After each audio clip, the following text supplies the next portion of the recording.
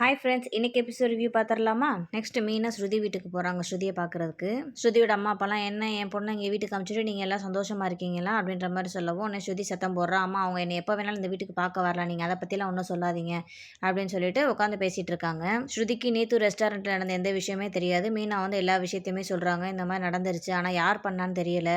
But Ravi வந்து முத்துவை தான் வந்து சொல்கிறாங்க. ஏன் அப்படி சொல்கிறாரு, இந்த மாதிரி முன்னாடி போய் அவங்க வந்து மிரட்டினாங்க, அதனால் நீத்து வந்து இந்த மாதிரி சொல்கிறாங்க, ஆனால் என்ன நடந்துச்சுன்னு தெரியல, யார் பண்ணான்னு தெரியல ஸ்ருதி அப்படின்னு மீனா சொல்லிட்டு இருக்கா. இப்போ ரவி எங்க அப்படின்னு கேட்கவும், நீத்து தான் வந்து அவங்க பார்த்துக்கிறதுக்கு ஆள் இல்லை, நீங்கள் கொஞ்சம் வர முடியுமா அப்படின்னு ரவியை கூப்பிடவும், ரவியும் வந்து நம்மளால தான் இதெல்லாம் ஆயிடுச்சு அப்படின்ற ஒரு கில்ட் ஃபீல்டில் தான் வந்து நீத்துவை போய் பார்க்க போயிருக்காரு. நீங்கள் எதுவும் தப்பாக நினச்சிக்காதீங்க ஸ்ருதி, ரவிட்ட அப்பப்போ பேசுங்க, நீங்கள் சீக்கிரம் வீட்டுக்கு வர பாருங்க அப்படின்னு சொல்லிட்டு மீனா கிளம்பிடுறாங்க. ரவி முத்து கூட சண்டை போட்டனால முத்து ரொம்ப ஃபீல் பண்ணிட்டு அவங்க கார் ஸ்டாண்டில் வந்து உட்காந்துட்டு இருக்காரு. அவங்க ஃப்ரெண்ட்ஸ் எல்லாம் கேட்டுட்டு இருக்காங்க, என்னடா இப்படி ஃபீல் பண்ணிட்டு இருக்கு அப்படின்னு சொல்லவும், செல்வமும் அந்த டைமுக்கு வராரு. என்னடா முத்து இவ்வளோ ஃபீல் பண்ணிட்டு இருக்க, என்னாச்சு அப்படின்னு சொல்லவும், முத்து எல்லா விஷயத்தையுமே இந்த மாதிரி சொல்கிறான். ரவி இந்த மாதிரி என்னைய சந்தேகப்படுறான்டா, நான் தான் வந்து நேத்துவோட ரெஸ்டாரண்ட்டையும் அவள் காலையும் உடச்சிருப்பேன்னு சொல்லிட்டு என் மேலே வந்து சந்தேகப்பட்டுட்டு இருக்கான், நான் எப்படிடா அப்படி பண்ணுவேன் அப்படின்னு சொல்லவும், சரி விட்றா, எதுக்கிட்ட ஃபீல் பண்ணிட்டு இருக்கேன், அந்த மாதிரி பொண்ணுக்கெல்லாம் அந்த மாதிரி தான்டா நடக்கணும், அடுத்தவங்க புருஷன் மேலெல்லாம் வந்து ஆசைப்படுறா, விடு, அப்படி தான் நடக்கும் அந்த மாதிரி பொண்ணுங்களுக்கெல்லாம் அப்படின்னு வந்து ரொம்ப கோவமாக பேசிகிட்டு இருக்கான். முத்து உடனே ரொம்ப யோசிச்சு, டே இந்த மாதிரிலாம் நீ பேசுகிறத பார்த்தா எனக்கு என்னமோ நீ தான் இதெல்லாம் பண்ணியிருப்பியோன்னு தோணுது, நீ எதுவும் பண்ணியாடா எனக்காக அப்படின்னு சொல்லுவோம். செல்வத்துக்கு கோவம் வந்துருச்சு.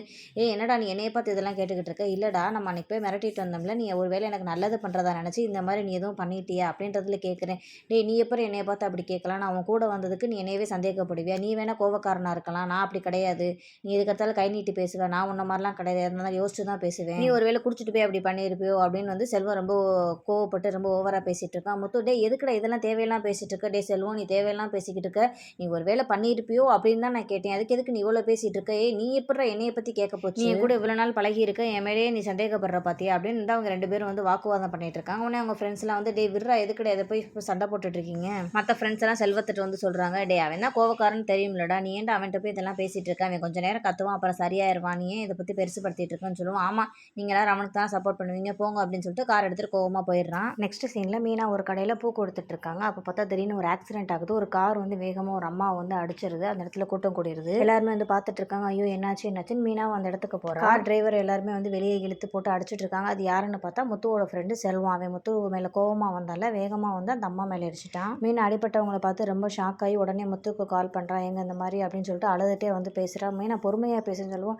இந்த மாதிரி ஒரு அம்மா வந்து ஆக்சிடென்ட் ஆயிடுச்சு இந்த இடத்துல, செல்வன்னு தான் வந்து ஏற்றிட்டாரு, அவர் எல்லாரும் போட்டு அடிச்சிட்டு இருக்காங்க, என்ன பண்ணுறதுனே தெரியல, சரி என்னன்னு பார்த்துக்கலாம், முதல்ல அந்த அம்மாவை ஹாஸ்பிட்டலுக்கு கூப்பிட்டு போங்கன்னு சொல்லவும், இல்லைங்க அந்த அம்மா இறந்துட்டாங்க. என்னவே நான் சொல்கிறேன், இறந்துட்டாங்களா?